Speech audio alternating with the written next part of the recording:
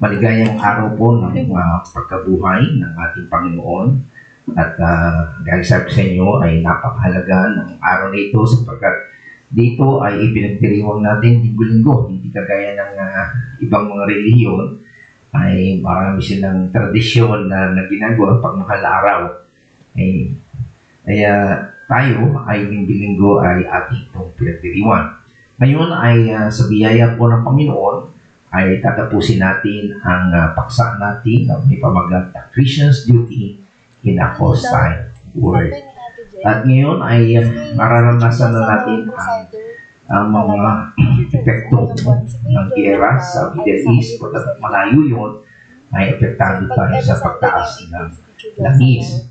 At naranasan din natin sa ating panahon yung tinatawag na COVID, di ba? Na napigilan ang ekonomiya, paglabas, at ngayon din ngayon. So talagang marami tayong naranasan sa daigdig nito. Okay? So dahil sa virus, dahil sa gera, sa kakulangan ng langis, okay? At marami pa. So, kaya anong dapat natin gawin bilang mga mananampalataya? At yan po ay isa sa mga palatandaan ng sinasabi nga natin malapit na dumating ang Panginoon.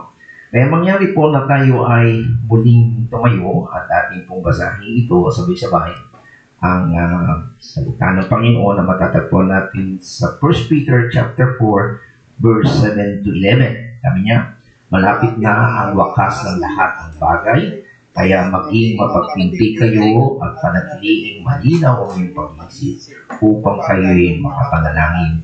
Higit sa lahat, magmahalan kayo ng tapat sapagkat ang pagmamahal ay pumapawi ng maraming kasalanan.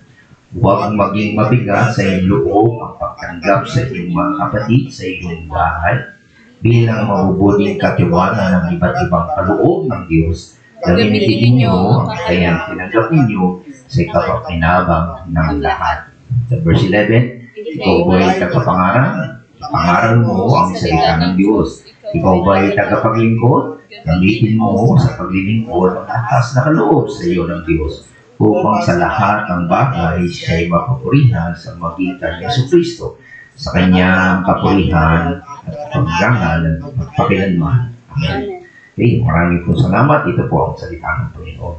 Nag-accept sa inyo last time, ang unang iglesia ay hindi po nakapokus sa cross. Ang unang iglesia po ay nakapokus sa dakilang event. Walang iba kundi ang resurrection. Okay? Mahalaga po yung kamatayan. At sa atin may cross. Ibig sabihin, hindi siya nanatiling patay. Pero mahirap naman ilagay natin sa harapan natin yung empty tomb. Malaki. So anyway, napakahalaga po nga po ng resurrection. At alam natin na siya'y binayaran ng Panginoon ng ating mga kasalanan at bilang katuparan ng kanyang pangako. At hindi lang po yun, siya'y nabuhay ng muli. Ibig sabihin ay talagang binibigyan niya tayo ng bagong pagkakataon. Kaya ka niligtas ay para maglingkod ka sa Kanya. Okay. So kagaya po ng ating tinatalakay, sisikapin po natin matapos ito. Medyo mahaba po yung aking outline. Pero may kasama na po ng review itong una, the incentive, okay? Makita natin sa verse 7 to 7, sabi niya, malapit na ang wakas ng lahat ng bagay. Ang tinutukoy niya po ito ay tungkol sa muling pagbabalik ng Panginoon. Marami nga po tayong nararanasan ngayon. Pangalawa ay yung instruction. Kaya yung mga tagubilin. At ito nga po ay makikita natin sa 7b hanggang 11a.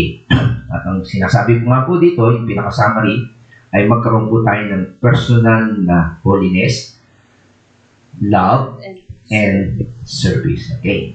So, sa ating paglilingkod, kailangan natin ng tools. Diba? Kapag ikaw ay nagluluto, ano yung mga tools na kailangan mo? Ano? Kailangan mo ng kawali, santo, diba? Usul, diba? Ganoon din po yun. Kailangan natin ng mga tools. Kaya, binigyan niya tayo ng mga tools o gift. Okay? So, ano ba yung gift na ito? At tatalakay natin yung tinatawag na extent o lawak na mga special na regalo o kaloob. Okay? Sa bawat mananampalataya. Okay? The extent of those special gift na meron ang lahat ng believers. At ang pangalawa na tatalakayin natin ngayon ay yung pinagmulan o source ng spiritual na kaloob. At tatapusin din natin yung pangatlo, the nature ng o katangian ng kaloob. Okay, tako tayo ngayon sa pangalawa. What about the source of spiritual gift? Ano ba yung sinasabing na kaloob? Saan ba ito nanggaling? Paano to pinagmulan? Okay, tingnan natin sa verse 10. Sabi niya, sinasabi ito ayon sa natanggap ng bawat isa ay nakatanging kaloob. Okay, it says, as each one has received, diba, a special gift. Ibig sabihin, pag may tinanggap ka, mayroong nagbigay. Tama po ba? As ayon sa natanggap ng bawat isa, na isa natatanging kaloob. Pero pag tinanggap, siyempre, may nagbigay ito. Okay? Sabi po, hindi ito pinaghirapan, hindi ito ipinagdasal, hindi mo rin ito pinagmakaawa, hindi mo ito pinaghirapan, hindi mo ito nilikha, kundi natanggap mo lang ito. Maliwanag po ba yun? At ito po yung sinasabi sa Ephesians chapter 4, verse 7. Ang tawag po dyan ay Christ gift. Ang bawat isa sa atin ay nakatanggap ng tanging kaloob ayon sa sukat na ibinigay ni Kristo. Sino po nagbigay? Ang Panginoong Yesu Kristo. Maliwanag po yan, ha? Okay. Ang salita na kaloob dito ay sa Grego po ay tinatawag na charisma. Okay? Iyan ang salita kung saan nakuha natin yung salitang grace o biyaya. Kung pagsasamahin natin, it is a gift of grace. Okay? Pag gift o biyaya, hindi mo pinaghirapan, binigay lang sa iyo. At yung biyaya, kahit hindi ka karapat-dapat. Okay? So, hindi mo ito pinaghirapan, hindi mo rin ito mapapaghirapan. Okay? At sa chapter 4, verse 7 ng Ephesians also, ginamit din yung salitang Drea. Ang salitang Drea ay nagbibigay diin sa kalayaan ng kaloob. Freeness of the gift. Libre. Hindi binabayaran. Naalala ko yung may isang si Simon na mangkukulam. Sabi niya, kapag gawa ng himala yung mga apostol, sabi niya, bayaran ko, bigyan mo ako niyan. Hindi po for sale yun. Okay? Hindi libre kung ibinibigay ang kaloob. Okay? Kuminsan, sabi niya, ang spiritual na kaloob ay mula sa salitang pneumatikos na nangangahulugang spiritual. Kaya ito ay tinatawag na spiritual gift. Yan ay tungkol sa katangian. Ito ay isang spiritual na kapasidad. At kaya po tinatawag na Drea ay malaya po na ibinibigay ito. Okay? So, again, ulitin natin, kaya naman malaya natin natatanggap ang spiritual na kaloob kasi ito ay isang kaloob na biyaya, isang spiritual na pagbibigay kakayanan. Ito ay tinatawag ding supernatural na ibinibigay. Okay? At pinalalakas ka supernaturally. Hindi maaaring pagtrabuhan, hindi mo ito maaaring pagsikapan, hindi mo rin ito maaaring habulin o pursue. Ito ay isang kalokohan na hangad ang taong magkaroon ng ilang spiritual na kaloob. Hindi ito magagawa. Okay? Kagaya nga sinasabi sa inyo na merong isang mangkukulam o yung mas pangalan ni Simon na gusto niyang magkaroon ng kapangyarihang magpaalis ng demonyo o magpagaling. Okay? Tandaan po natin, they are received, tinanggap sila, hindi ito pinupursue o hinahabol. Okay? So, dito makita natin uli na sa 1 Corinthians chapter 12, verse 4 to 6, sabi dito, may iba't ibang mga spiritual na kaloob, iisa lamang ang espiritong nagkakaloob ng mga ito. Okay? Sabi niya sa verse 5, iba-iba, paraan ng paglilingkod, ngunit iisa lamang ang Panginoong pinaglilingkuran. And then sa verse 6, ano ba yung 6? Okay, meron. Iba-ibang mga gawain iniatas kay ministry, ngunit iisa lamang ang Diyos na kumikilos sa mga taong gumagawa nito. Okay, kung isa-summarize natin, sabi niya, it says, the Spirit gives the gift, ang Espiritu, the Holy Spirit, the Lord gave the ministry, meron kang gift, meron kang rin ministeryo, at ang Diyos Ama works the effect, the epekto. Okay? So makikita natin dito yung Trinity na sinasabi sa Bible, di ba? Na ito ay lahat sila kumikilos. God the Holy Spirit, Jesus Christ, and God the Father. Okay? So natanggap mo ang regalo ngayon, hindi mo ito pinaghirapan kasi nga ibinigay sa atin ng Espiritu at ang Panginoon ang nagbibigay ng ministeryo at ang Diyos ang kumikilos o nagbibigay ng epekto. And then sa verse 7, okay, sabi niya, to each one is given the manifestation of the Spirit. Sa Tagalog sabi, para sa ikabubuting lahat, ang bawat isa yan binigyan ng panoob na nagpapakitang nasa kanya ang Espiritu. So if you have the Holy Spirit, automatically na meron kang kaloob. Okay? Binigyan ka. So, you do not earn it, it was given to you. Hindi mo ito pinaghirapan, ibinigay ito sa iyo. So, may package, no? Na kapag talagang nagsisi tayo, nagkaroon tayo ng relasyon sa Panginoon, tinanggap natin ang Holy Spirit. At kasama ng Holy Spirit, bibigyan kanya ng kaloob. Kasi you are part of the body of Christ. Diba? Meron kang gagawin, may function ka. Okay? And then sa 1 Corinthians chapter 12 verse 11, sabi niya, ngunit iisang Espiritu lamang ang gumagawa ng lahat ng ito at namamahagi ng iba't ibang kaloob sa bawat isa. Okay? Iisang Holy Spirit ayon sa kanyang ipinasya. Okay? Ayon sa kanyang pasya. So there is one Spirit na gumagawa sa loob ng mga mananampalataya at bibigyan kanya according, okay, sa kanyang will o desire. Just as He will, kung ano ang nais niya at kung ano ang nanaisin niya. He desires.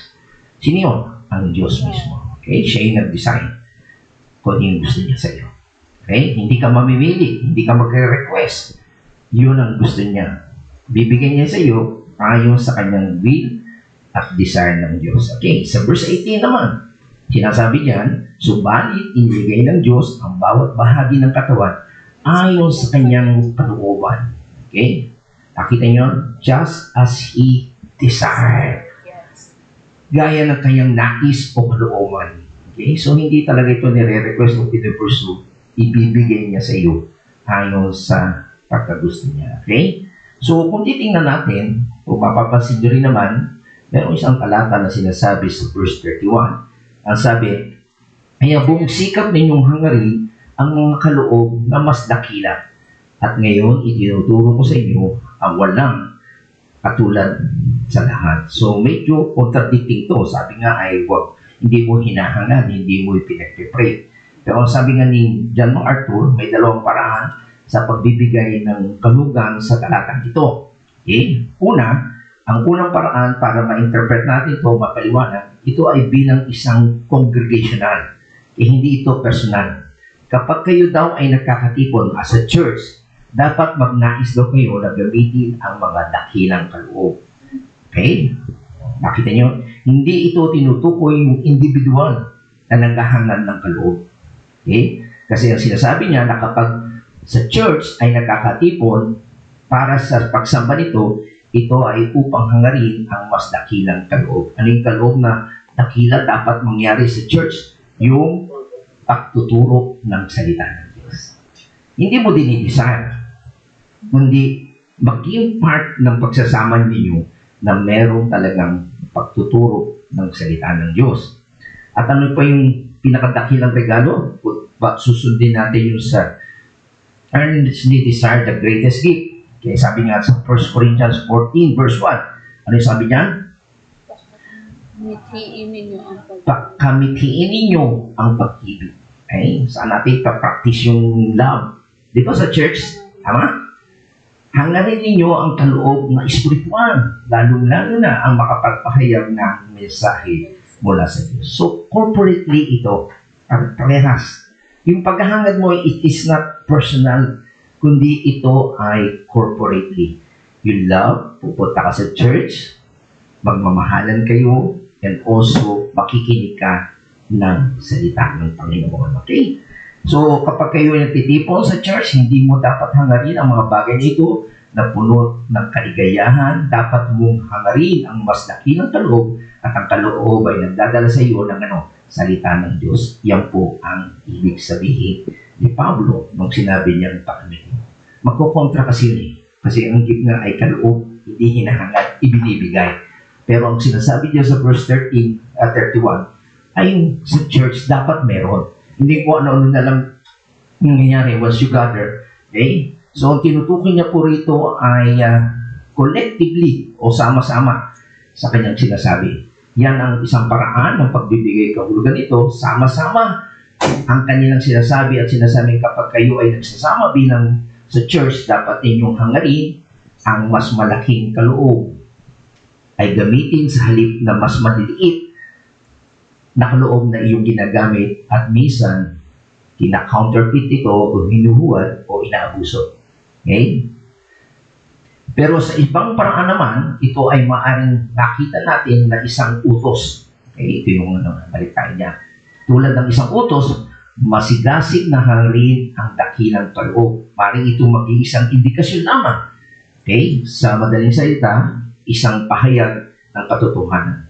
Maaaring itong basahin sa ganito, sabi nga ni John Marcos sa Lubos, mong hinahangad ang magarbong regalo. Okay? Mas maganda at mas maisanib ang ganitong parang hinahangad mo ang magagarbong regalo.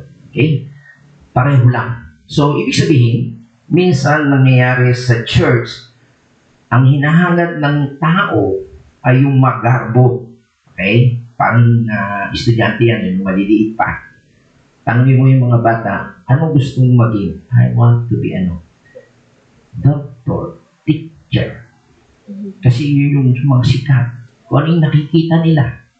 Siguro kayo din, nung araw ako, ay gusto ko kumanta. Sikat eh, nagigitara. Pogi yun. Minsan gano'ng ginagawa mo eh. O nangangana. So, yun po yung sabi na maaaring gano'n nangyari. Kaya, kayo'y nagnanais o kayo'y naghangad ng mga magagarbong kaloob, ngunit ipinapakita ko sa inyo ang isang lalong mabuting paraan. Ngunit sa alinmang kaso, ito ay nakadirekta sa kongregasyon, sa church, upang sabihin sa kanila na hanapin ang tamang kaloob at itigil ang paghahanap ng mga maling kaloob sa pagsasagawa ng kanilang sama-samang pagtitipon. So, yun lang po yung corporately, hanapin nyo yung gusto ng Panginoon, wag yung personal. Okay? Isang meron kang sariling agenda. Okay? Sasabi niya. Hindi ito sinasabi sa isang Kristiyano na itinuloy ang kanyang isang partikular na kaloob, taliwas iyan sa iba para sa kabanat. Hindi maaaring maghanap ng mga regalo. Hindi sila maaaring hanapin. Okay? So, yan po ang makikita natin kasi nga ito ay ipinagkakaloob. Kasi nga magpakontra. Okay? So, I hope na naliwanagan tayo sa salitang ito. Baka sabihin natin kontra. Kaya tuloy tayo sa ating paksaan na what is the gift. Yung pinag-aralan natin yung pinaka-extent nito. Okay? Ang lawak nito. Sino ang meron? Lahat ng mananampalataya ay mayroon nito. Huwag kang makapagsabi. Wala naman ako pastor.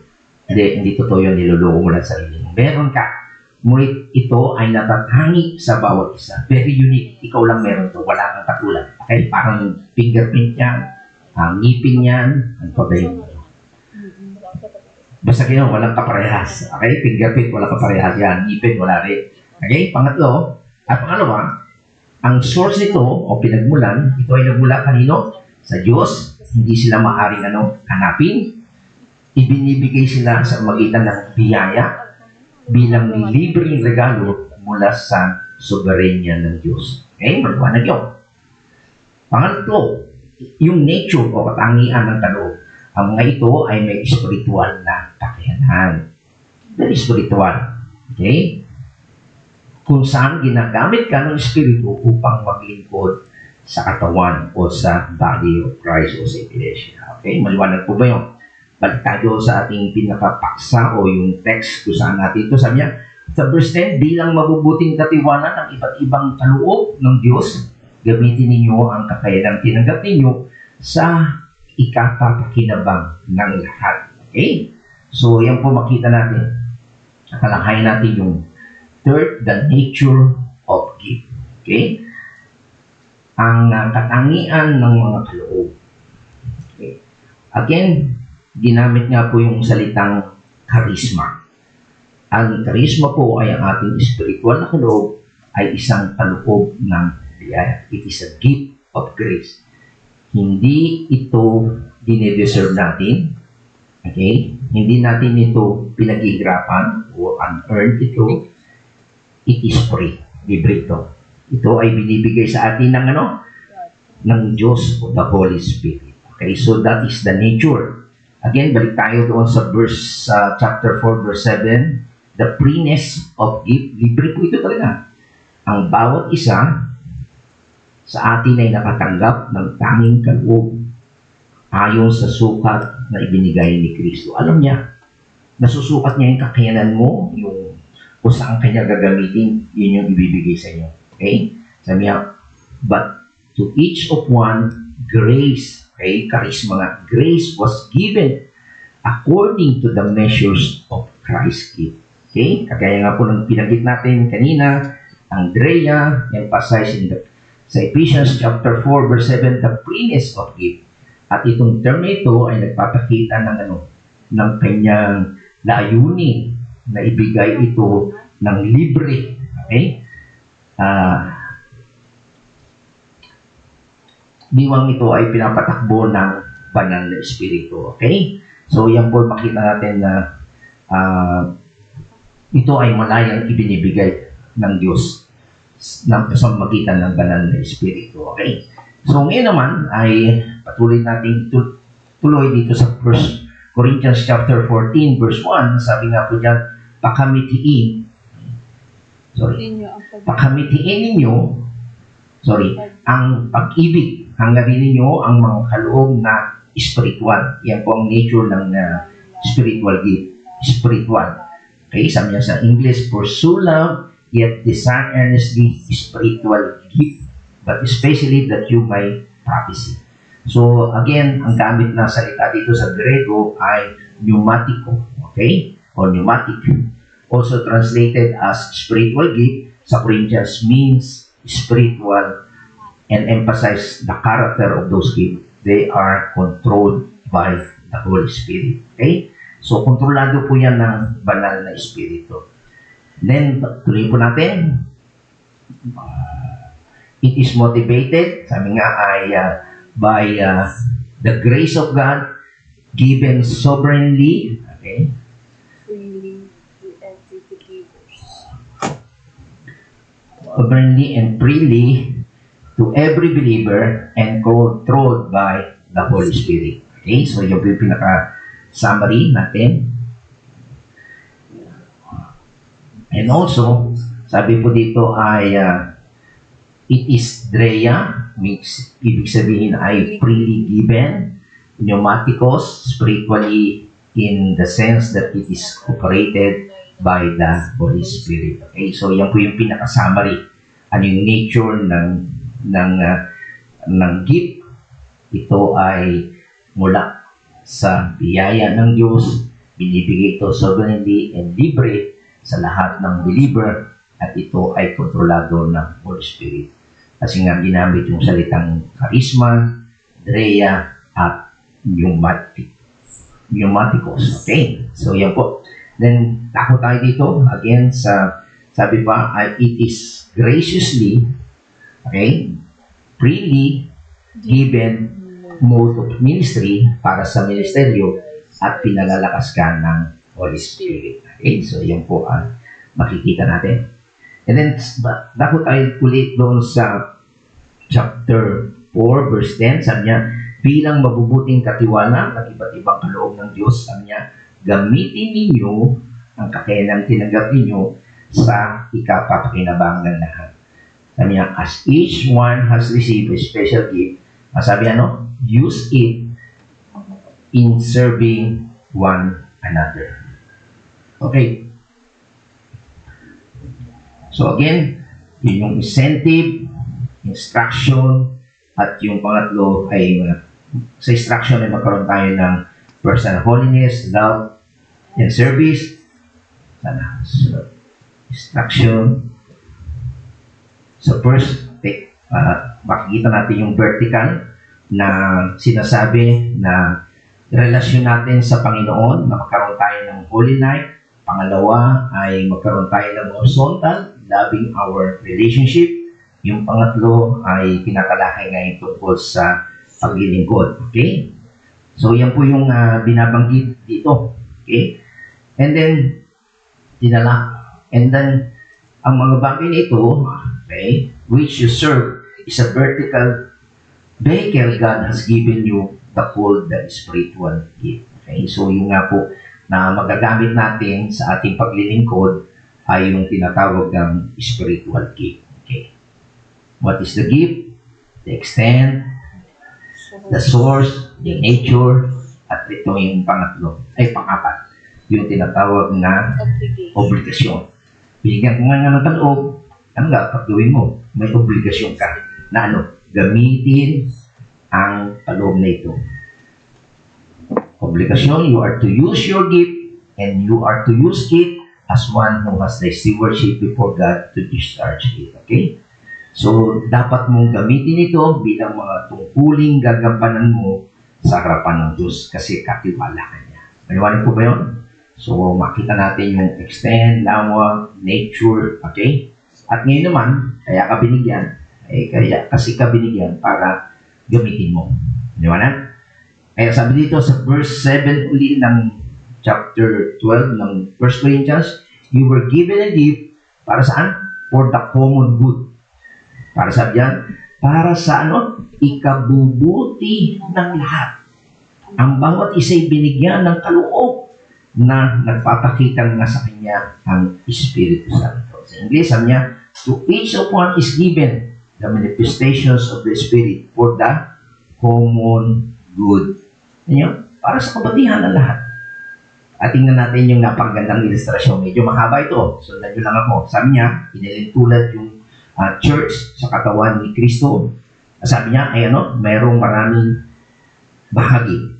Di ba, may kanta, tuhod, bali, at ulo. Di ba, ang dami, Kaya sabi niya, kahit na binubuo ng iba't ibang bahagi, ito ay nananatiling isang katawan. Marami kang parts, di ba? Pero isang katawan. Sabi niya, maging ikaw ay Hudyo, hindi, alipin, ano ba yung lahi mo, race mo, okay? Tayo ay binautisma sa isang spirito, maging isang katawan. Tayong lahat ay pinainom sa isang spirito. Sabi niya sa verse 14, ang katawan ay binubuo ng maraming bahagi, hindi lang isa. Kung sabi ng paa, ayan, kita niyo, naumpisa sa paa.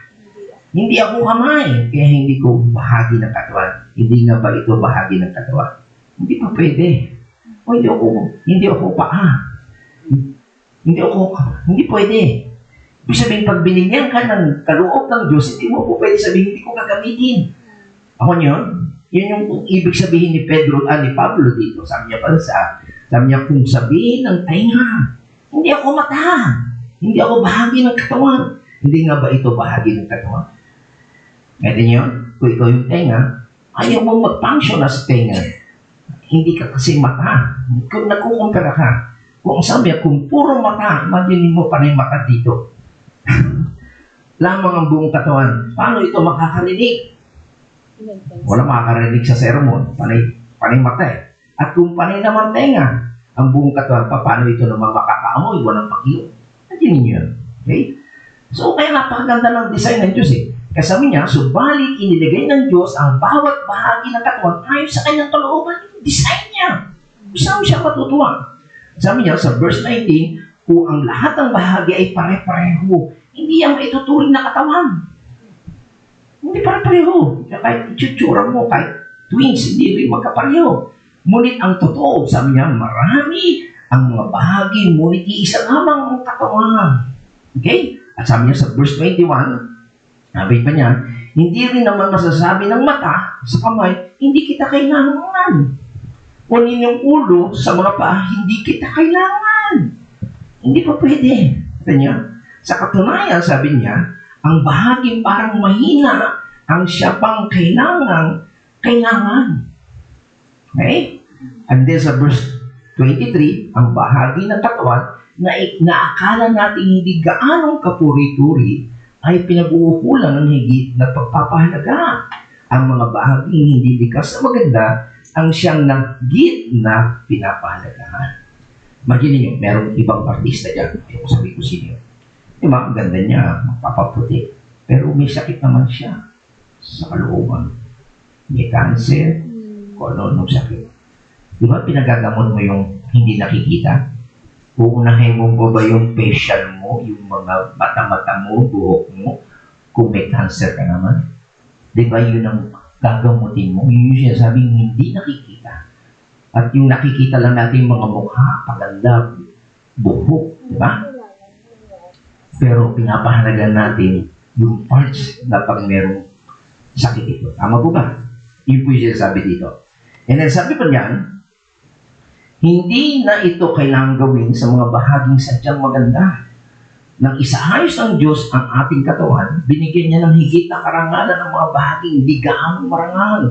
Upang, sabi niya, upang magkaroon ng upang hindi magkaroon ng pagkababahagi, sa halip ay magmalasakit sa isa't isa. Hindi pwedeng kumalas yung kamay, yung paa. Ako naman hirapan, lakad ako ng lakad Ikaw naman kamay ang naglakad. Hindi ka naman. Okay?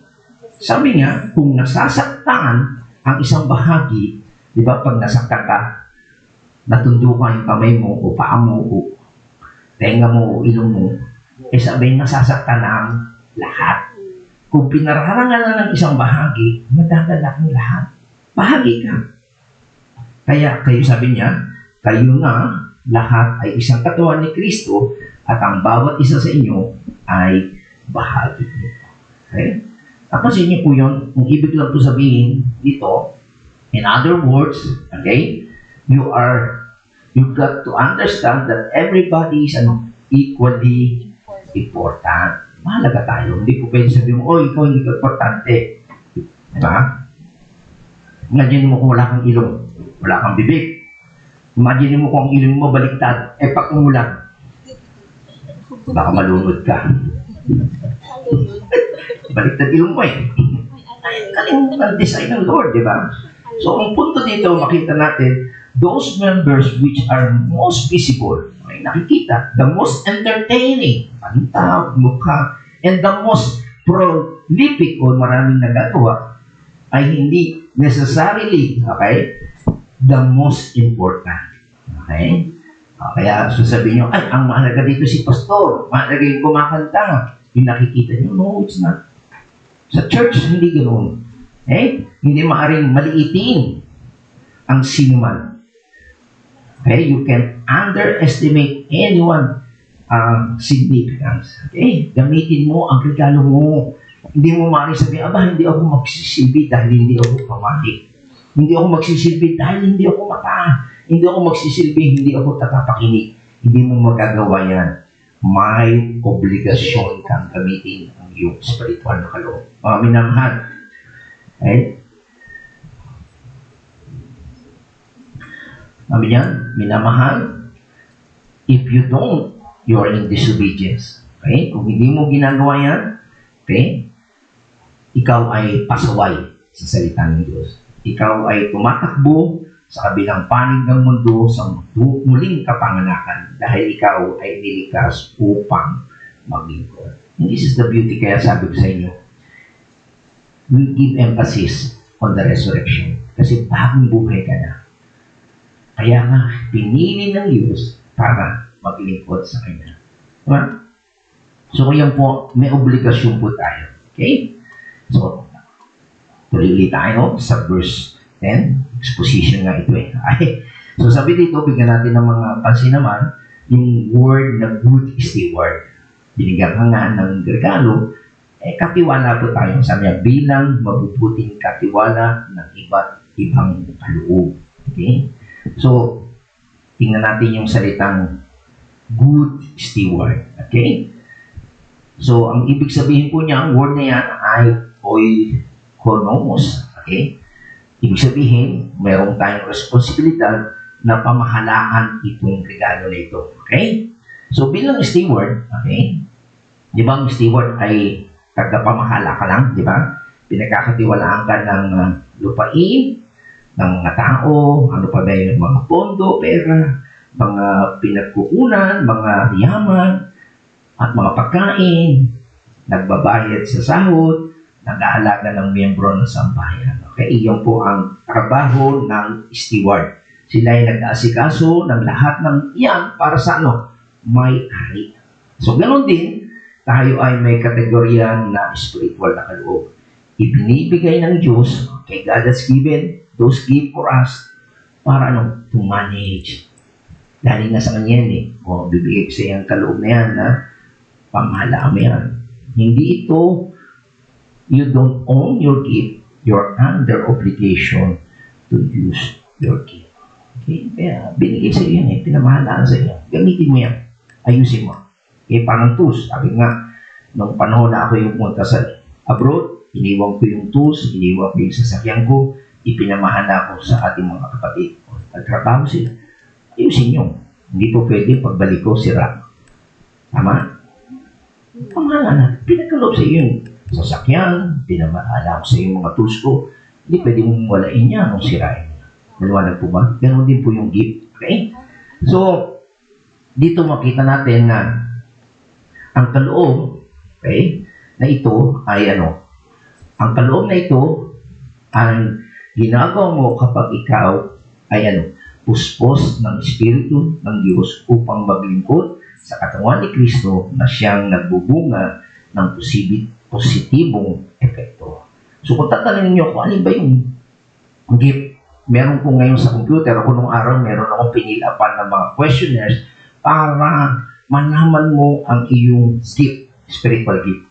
Nakatry na po ba kayo noon? Okay. Hindi daw ito mag-detect ng computer. Okay, meron ngayon kasi kumuhanin ko sa computer. Ang makakaalam ng kaloob mo ay yung kapag ikaw ay puspos ng Espiritu at naglilingkod ka sa body of Christ at merong positibong effect ito, effective ka, hindi yung gawa ka ng gawa, wala naman nangyari. Hindi productive ka, hindi yun ang gift mo. Okay? Yan po kasi ay regalo. Okay? Kung susubukan mong kilalanin, lubusan yung sarili mo at sarili ko, okay? Alam ko na ginagamit tayo ng Holy Spirit at handa kang gawin ito. Okay? Tandaan po natin, walang regalo para sa iyo. Ibig kapag ako ay nagpipreach, nire-record dito, hindi ko papakinggan yun. Kayo ang dapat pakinig nun. Liwanag? So, kayo rin naman, mayroon kayong regalo, yun ay gagawin nyo hindi para sa inyo, hindi para sa akin. Okay? So, hindi tayo nangangaral para makinig sa sarili natin.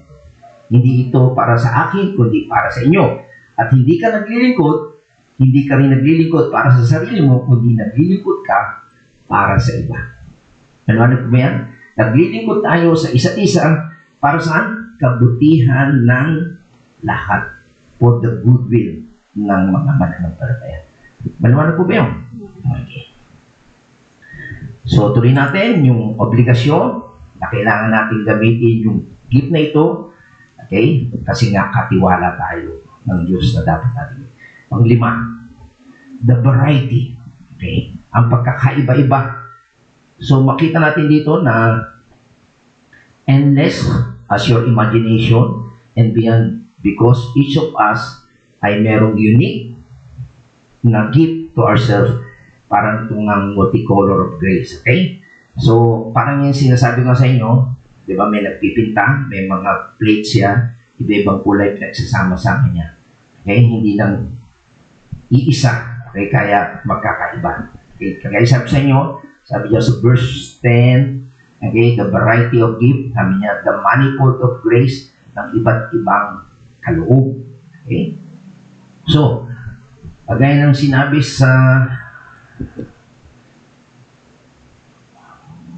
chapter 12, okay, ng verse 4 to 6. Kanina nabasa na natin yan. Kaya ulitin lang natin, iba't ibang mga spiritual na kaloob, and then iba't ibang paraan ng paglilingkod, iba't ibang gawain na inakas. Okay? So, maliwanag po yan na iba-iba. Okay? So, alam po natin na meron pong, sabi niya ay maaring parehong may kaloob ng pagtuturo.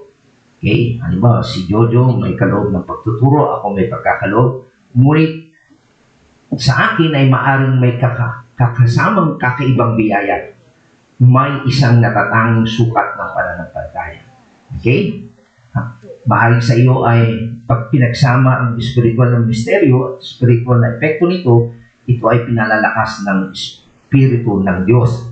Malaking kaibahan daw sa katawan ni Kristo. Merong nangangaral, okay? Tapos ang diin niya ay yung pagkakawang gawa.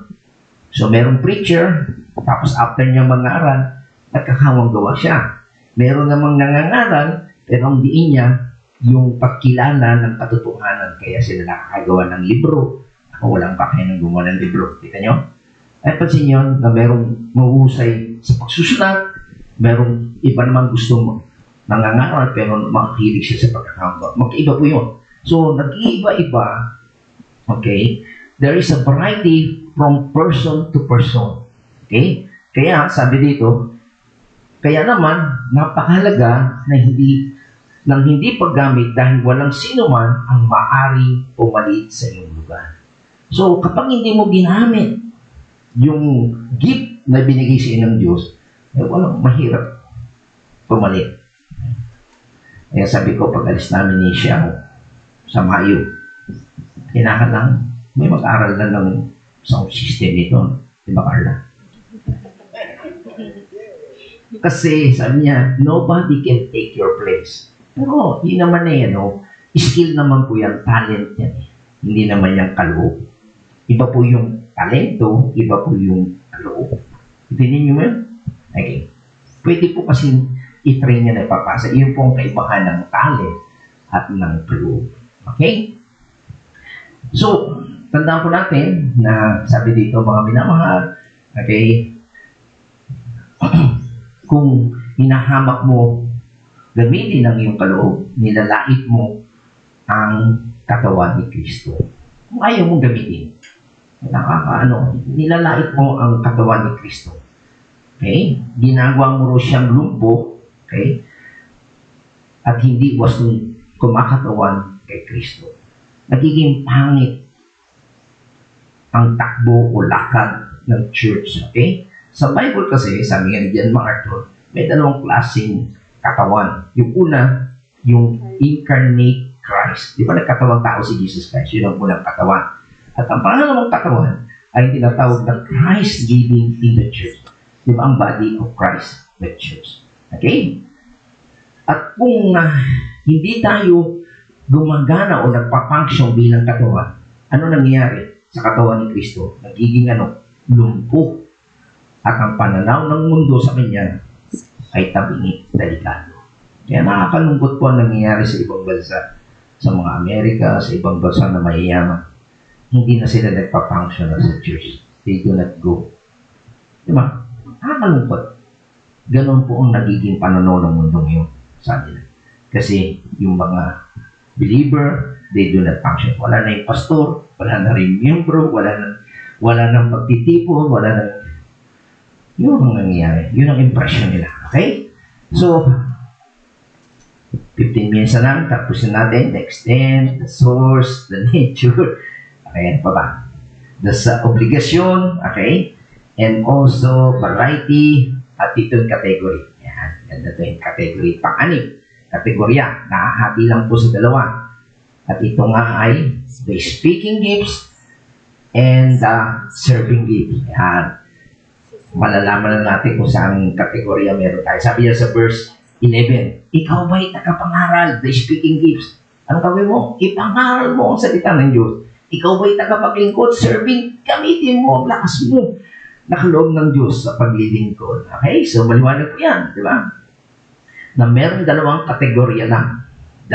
Again, the speaking gifts. Ano po ba yun? Siyempre, pagsasalita. Pangalawa, preaching. Sumunod, teaching. Okay. Pang-apat, giving words of wisdom. Bibigay ka ng salita ng karunungan. And giving words of knowledge, discernment, and leadership. Meron pa kayo niyan. Tingnan nyo. Kung binigyan kayo ng Lord. At yung pangalawa, yung tinatawag na serving gift. Okay, ano yun? Mga serving gift. Ito ay the gift o kaloob ng paglilingkod. Sumunod, gift of administration, pangangasiwa. At ang pangatlo, yun, gift of prayer, which is quiet silence behind the scene. Naranasan po namin to nung naiwan ko yung bag ko eh. 12 po kami, naiwan ko yung bag ko sa McDonald's. Nandun po ang kabuhayan ng church. Yung 40,000 pesos yun, donasyon sa matamis at sa yung gagasasin sa ating misyon, wallet ko, cellphone ko, naiwan ko po. Senior na po si Pastor. After 15 minutes namin nakaalis, nalimutan ko, naalala ko. Kaya balik kami. Lahat po sila yung nananalangin. Sabi nung nakita, Pastor, panay-prayer na ako tayo. You have the gift of prayer. Binigay ng Holy Spirit. Tama? Oo. Yun ang gusto ng Panginoon. Hindi yung sabi ko sa sarili ko, Lord, hayaan mo ba na mawala itong pera na ito, malaki ito, masisira ang aking espiritu ito, hindi ako makakapangaral, hindi ako magiging masigla pagpunta namin sa Batangas para mawalan ka ng pera, palit mo, everything. Pero sa biyaya ng Panginoon, pinotektahan niya yung back mo. 30 minutes kung naman, sabihin lapse. Nandun, kita niyo. At napatunayan po, ang ating mga miyembro ay may gift of prayer. Kita niyo. Diba? So, ano pa? Showing mercy, nahabag po tayo. Okay? And also, yung the gift of help, pagtulong. Okay? So, yan po yung mga iba't ibang kaloob. So, again, we have the gift of speaking. Okay? Sabi nga po dyan sa verse 11, make sure, sabi niya, you speak the utterance of God. Okay? Kapag daw tayo ay merong kaloob ng pagsasalita, ay ano dapat natin? Ang sasalitain mo, salita ng Diyos. Kung meron ka raw gift ng prophecy, yung pagsasabi ng pahayag ng, by the way, sa Old Testament, thus says the Lord. Ito ang sinabi ng Diyos. Yan po ang sinasabi ng mga Old Testament preacher. Okay? O prophecy. Pero sa New Testament, at ngayon, it is written. Hindi ito sinabi ko o nagpakita ang Diyos sa akin noon. Sa Old Testament, thus says the Lord. Ito ang sinabi ng Diyos. And then, sa niya ngayon, it is written, ito ang nasusulat. Okay? Kasi nga sabi, kapag ikaw ay gift of speaking, and sasabihin mo rin, salita ng Diyos, yung sinabi talaga ng Diyos, hindi na nag-inip ka lang. Okay? Biliwanag ko ba yan? Kung ikaw ay mayroong kaloob ng pagtuturo, kaalaman, karunungan, o kapag binuha mo ang iyong bibig, siguraduhin mong magsasalita ka na para bang ito ang salita ng Panginoon. Okay?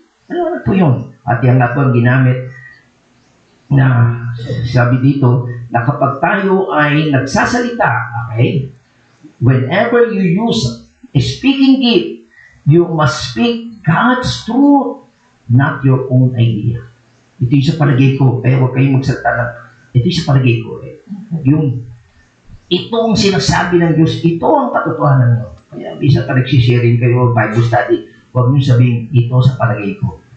Mali po yun. It is not your own idea. Okay? So, kinakailangan sabihin natin ang sinasabi ng Diyos. Okay?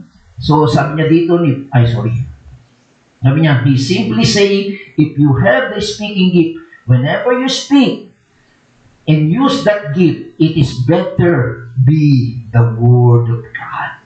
Salita ng Diyos. Kaya, pasensya kayo, ang inyong lingkod talagang binubugbog kayo sa salita ng Diyos. Hindi sa sarili ko yan. In-expose lang natin yung salita na Paul. At ito po'y ginamit sa Old Testament. Sabi niya, Sabi niya, siya ang kasama ng mga Israelita sa ilang, siya ay nakipag-usap sa mga anghel na nagsalita sa bundok at sa mga ninuno sa bundok ng Sinai. Tinutukoy ko si Moses, siya ang tumanggap ng salitang nagbibigay buhay mula sa Diyos upang ibigay sa atin. So galing sa Diyos yung sinasabi ni Moses. Diba?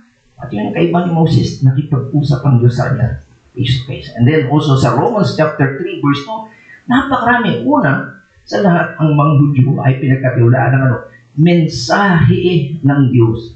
Okay? So yan po yung gamit sa Bible na galing talaga sa Diyos yung mensahe. Okay?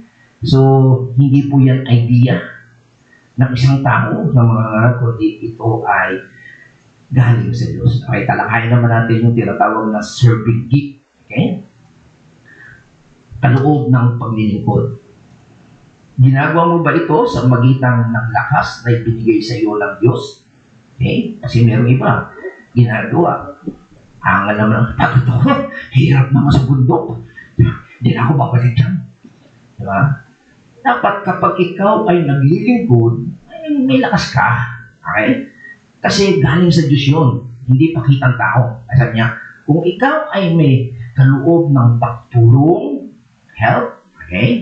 Kaloob ng pangangasiwa, administration, o yung pagbibigay, salamat sa Panginoon, dami po nagbigay. Hindi na po pinadaan dito. Hindi dinarekta po pinabigay. Meron silang gift na pagbibigay. Meron din po silang awa, gift of mercy, gift of discerning, at paglilingkod sa katawan ni Kristo, serving in the body of Christ. Okay? Mas mabuting gawin mo ito sa pamamagitan ng lakas na ibinigay ng Diyos, hindi ng iyong sariling kakayanan. Okay? Dapat, sabi niya, ay magbigay. You better be energized by the Holy Spirit, walking in the Spirit, Spirit-filled, so that so that you're not doing it in the flesh. Hindi mo ito ginagawa sa iyong sarili naman. Alam nyo yung pagkawalan ng bag ko, talagang nakita ko yung kilos ng Espiritu. Hindi lang sa akin, maging sa ating mga kasamahan. Kasi sa ibang lugar yun, yung hawak-hawak mo nga, bag mo, ninanakawak ka.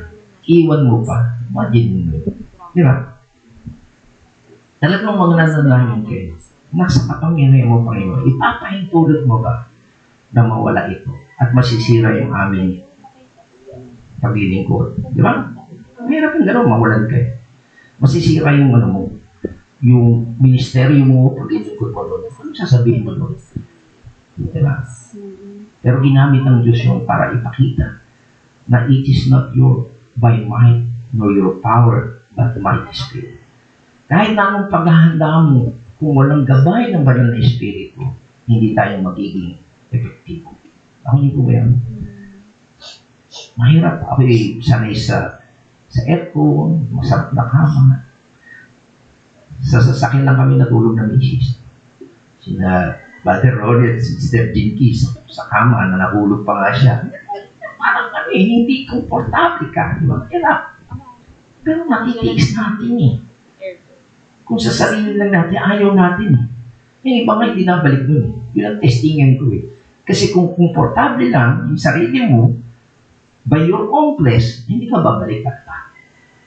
Pero kapag ang banal na Espiritu kumikilos sa iyo, kahit mahirap talaga. Kung mahal mo sasakyan mo, hindi mo dadalhin doon. Di ba? Mabuti nga, maganda-ganda lang eh. Pagdating lubak-lubak. Pero kung mahal mo ang Panginoon, kahit na anong hirap yan, babalik at babalik kayo. Makita niyo po ba yung po sinasabi na you are controlled by the Spirit, hindi by your own flesh. Sige, kung flesh mo lang, siyempre kung anong ginawa sa iyo, tama?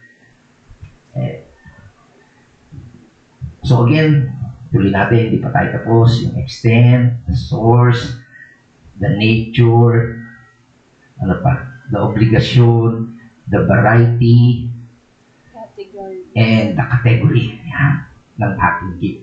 Okay. So again, ito ay instruction pagubin sa atin bilang mga Kristiyano. Simple lang, di ba? Na dapat tayong maging banal, may punong-puno tayo ng pag-ibig sa mga tao, at yung ating paglilingkod ay dapat spiritual. Okay? Dahil po tayo ay binago ng Panginoon mula sa kaharian ng kadiliman at inilipat na po sa kaharian ng minamahal ng anak. Kaya dapat po meron tayong pagnanais na sumunod. Okay? So, dadako lang tayo sa pangatlo sa bahagi na una nga, tinalakay natin yung incentive, instruction, and pangatlo, at dito tayo magtatapos, ano yung pong pinaka-intensyon? Ano po yung layunin? Okay, tingnan natin sa verse 11b. Sabi niya, upang sa lahat ng bagay, sino papupurihan? Siya'y papupurihan sa magitan ni Kristo Jesus. Sa Kanya, ang kapangyarihan at karangalan magpakailanman. Sa English, sabi, so that in all things, sa lahat ng bagay, may God be glorified through Jesus Christ, to whom belongs the glory, dominion, forever and ever. Amen. Okay. So again, what is the intention? Anong intention ng lahat ng ating ginagawa? What is the intention kung bakit tayo dapat maging banal? What is the intention kung bakit tayo dapat magmahal? Anong intention ng ating paglilingkod? Ang sabi, that we might glorify God. Hindi niyo po nga. Hindi sarili natin. Okay? Sabi niya, that we might glorify God. Yan po sinasabi ni Pedro. In all things, all the matter of Christian duty ang tungkulin natin bilang mga mananampalataya, that God may be glorified sa magitan ni Jesus Christ. Okay? So, yun po ang sinasabi dyan sa talata. Mapansin niyo po ba yung word na to whom? Kanino po yun? Sa Diyos Ama o through Jesus? Sabi nga, sa lahat ng bagay, ang Diyos ay mapapurihan, okay, sa pamamagitan ni Jesus Christ. Once we glorify Jesus Christ, we glorify God the Father. Okay? So, yun po ang sinasabi ko diyan. Okay? That God may be glorified in all things. Okay? So, yun po ang tawag na doxology. Ang ibig po sabihin ng doxology, ito po ay words o salita na nangangahulugan ng papuri, salitang tungkol sa kaluwalhatian na dapat nating luwalhatiin ang Diyos. Ang Ama ay papurihan, yung patay sa Tagalog. Hindi ko nga na-memorize. Akala ng iba, nung ako'y bata, ay tapos na ang service ko narinig na. Yung iba totoo, ay, sorry niya, tapos na. Hindi po yung closing song. Kundi sa lahat ng ating ginagawa, sa ating pagsamba, sa ating pakikinig ng salita ng Diyos, sa ating napahinga, praise God.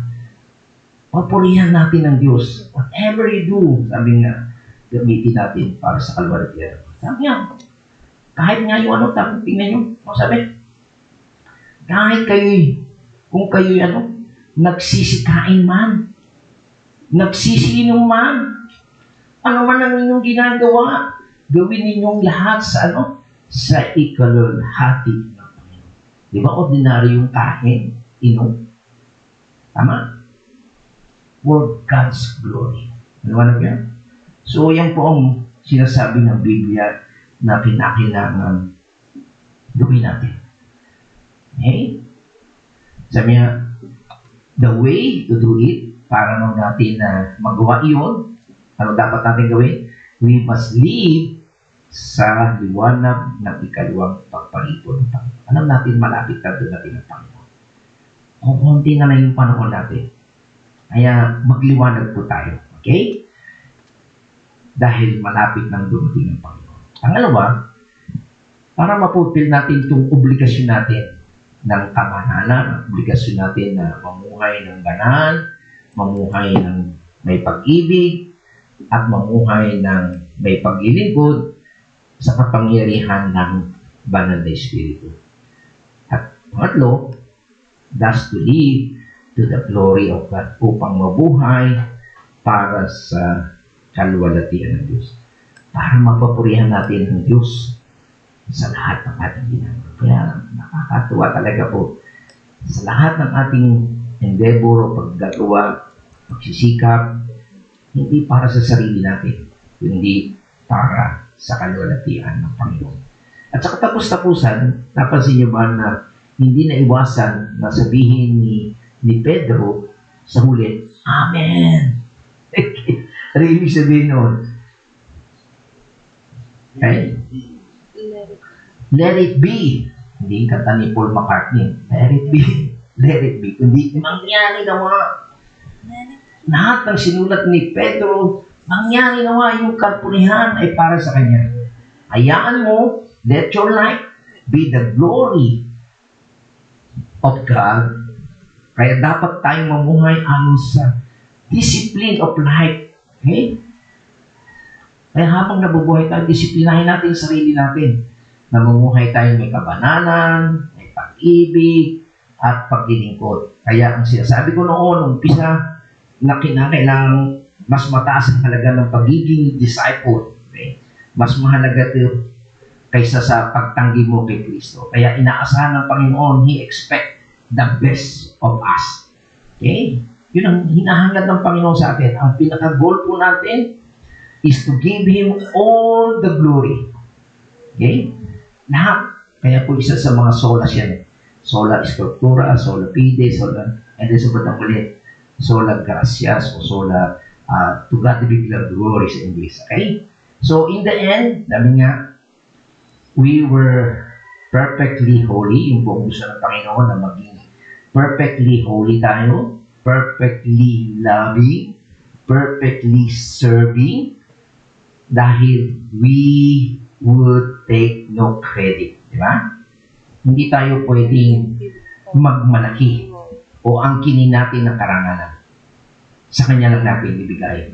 Ibigay natin, we would give Him all the glory. Ibigay natin sa Kanya ang lahat ng kalwalatian. Kaya sa ating paglilingkod sa Panginoon, we praise the Lord dahil magse-celebrate tayo ng ating 25th years of existence as a church. Marami tayong mga karanasan at nakakatuwa na talagang anuman ang kaloob na binigay sa inyo.